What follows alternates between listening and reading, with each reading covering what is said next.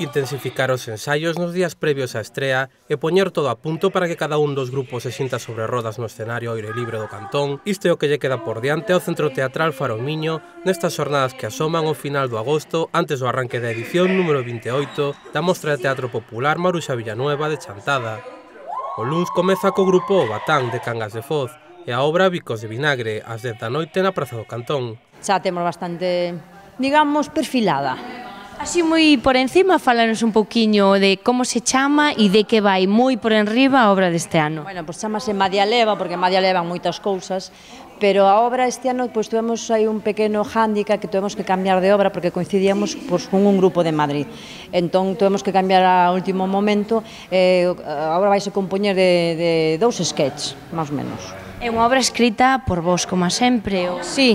Ten moitas cousas, nos collemos unha idea e a partir da idea pois fomos adaptando a nós. Bueno, cantos anos van de mostra de teatro? Van 28, creo, non?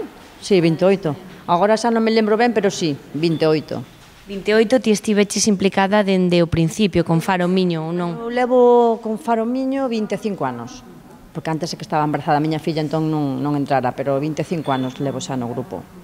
Contanos un poquinho como xurdía naqueles momentos, porque fai xa casi unha trintena de anos, a idea de traer aquí a Chantada pois, unha mostra de teatro de tal nivel, con teatro aficionado que chega dende moitas partes do Estado.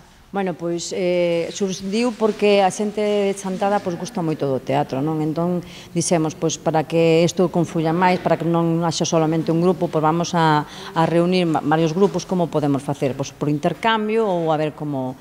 Entón, pois, eso xurdiu de Marisa Villanueva, non? Para que a xente pois, poda ter 3 ou 4 días pois, de teatro, para que podan pois, disfrutar do que lles gusta a xente. E agora, gracias que xa temos o auditorio, entón se chove, pois non pasa nada, que imos para dentro. Se non dades respirado, podedes coller as máscaras que se atopan debaixo de cada un dos vosos asentos. Maruxa Villanueva, por que escollerades ese nome?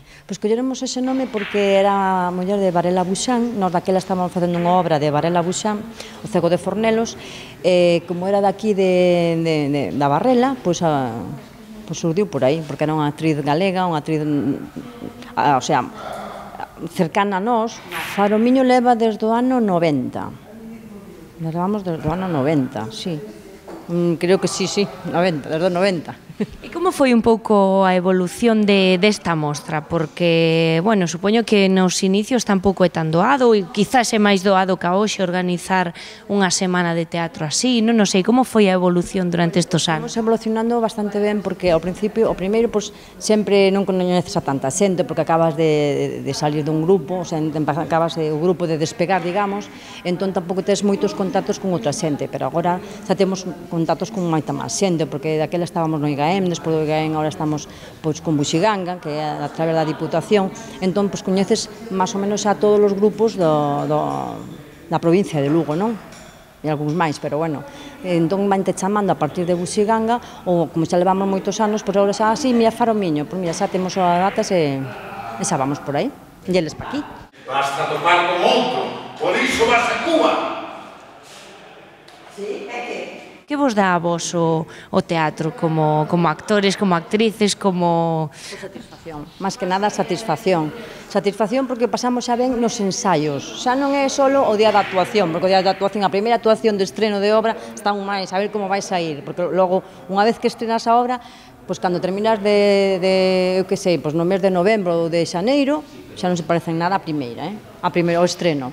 Pero eso, pasámoslo ben entre nós, é unha maneira de xuntarnos, de divertirnos.